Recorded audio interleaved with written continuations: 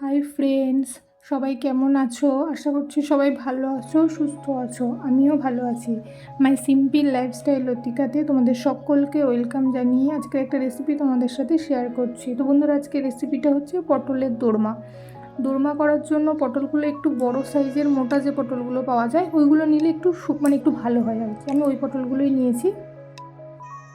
পটলগুলো কীভাবে পরিষ্কার করেছি তোমাদেরকে দেখিয়ে দিলাম বন্ধুরা। পটলের গায়ে যে সবুজ অংশটা, ওটা আমি বটির যে ধারালো অংশটা থাকে ওখানে আমি ভালো করে ঘষে ওই গাটা পরিষ্কার করে নিয়েছি।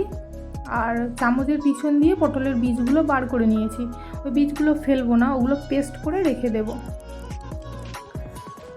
এবার আমি এখানে পুরটা রেডি করে নেব। এবার তেলের মধ্যে পেঁয়াজ কুচি, আদা রসুন কুচি দিয়েছি। এটা একটু ভাজা হয়ে গেলে এর মধ্যে আমি লবণ, হলুদ, লঙ্কার গুঁড়ো, জিরের গুঁড়ো আর ধনে গুঁড়ো দিয়ে একটু কষিয়ে নেব। কষিয়ে নেওয়ার পর যে বীজগুলো যেটা আমি পেস্ট করে রেখেছিলাম ওইটাই এর মধ্যে দিয়ে দেব।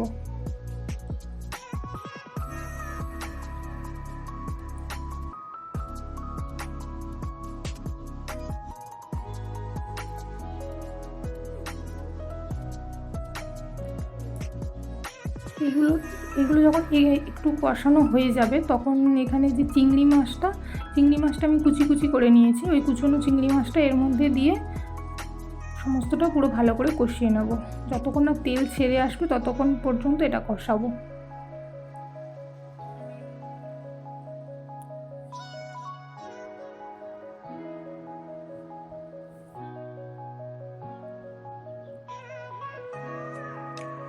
দেখো বন্ধুরা, এখানে আমার প্রায় তেল ছেড়ে এসছে।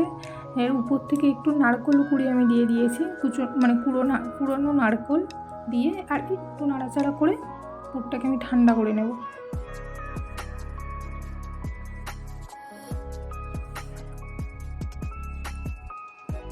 ঠান্ডা হয়ে গেলে পুরটা পটলের মধ্যে ভরে নেব।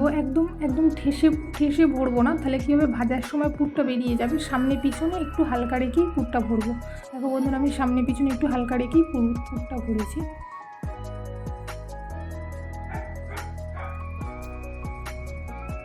বন্ধুরা, আমি এইভাবে সমস্ত পটলের পুরগুলো ভরে নিয়েছি। এবার আমি পটলগুলো ভেজে নেব।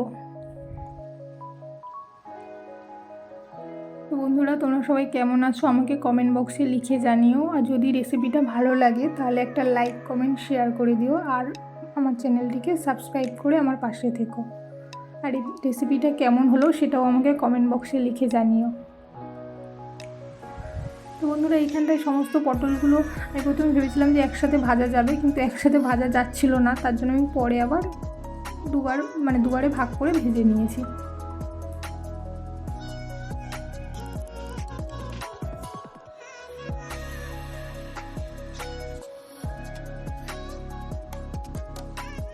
প্রথমে পটলগুলো ভেজে নিয়ে এবারে ওই তেলেই আরেকটু তেল দিয়ে দিয়েছি।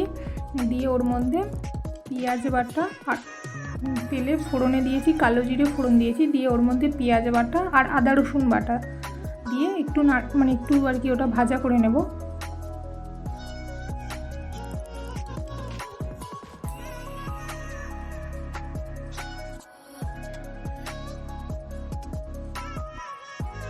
একটু ভাজা করে নেওয়ার পর এবার ওর মধ্যে লবণ, হলুদ, সমস্ত গুঁড়ো মশলা যেমন লঙ্কার গুঁড়ো, হলুদ গুঁড়ো, জিরের গুঁড়ো, ধনের গুঁড়ো দিয়ে ওটা কষিয়ে নেব। একটু কষিয়ে নেওয়ার পর এখানে টমেটো কুচিটা ওর মধ্যে দিয়ে দেবো।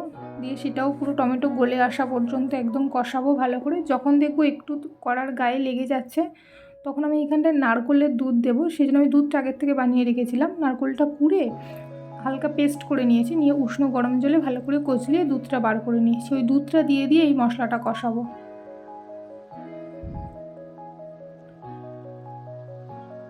চাইলে এটা এমনি জল দিয়েও করা যায়, কিন্তু নারকেলের দুধ দিয়ে করলে খেতে বেশি ভালো হয়। তো বন্ধুরা, দেখো আমার মশলাটা এখানে একদম কষানো হয়ে গেছে, পুরো রেডি। তো আমি এবার নারকেলের দুধটা এর মধ্যে দিয়ে দেবো। দুধের সাথে একটু জলও অ্যাড করেছিলাম, কারণ শুধু অতটা দুধ আমার হয়নি, যে একটা নারকেল থেকে যতটা দুধ বেরিয়েছিল তো বাকিটা আমি জল দিয়ে দিয়েছিলাম।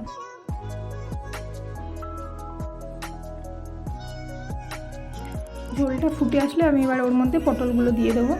পটলগুলো দিয়ে ঢাকা দিয়ে রেখে দেবো, বেশি নাড়াচাড়া করবো না, তাহলে ভেতর থেকে পুরগুলো বেরিয়ে আসবে। 15-20 মিনিট মতো ঢাকা দিয়ে রেখে দিয়ে ঢাকনা খুলে একটু উল্টে পাল্টে দিলেই হয়ে যাবে। এবার যতটা আমার এতটুকু জুসেরই প্রয়োজন, যতটা যার জুসের প্রয়োজন সেই মতো নামাতে হবে। তো দেখো বন্ধুরা, আমার এখানটা রেসিপিটা পুরো হয়ে গেছে। আমি উপর থেকে গরম মশলা ছড়িয়ে নামিয়ে নেব। আশা করছি রেসিপিটা তোমাদের ভালো লাগবে। তোমরা একবার হলেও বাড়িতে বানিয়ে দেখো, কেমন লাগলো আমাকে কমেন্ট বক্সে লিখে জানিও। সবাই ভালো থেকো।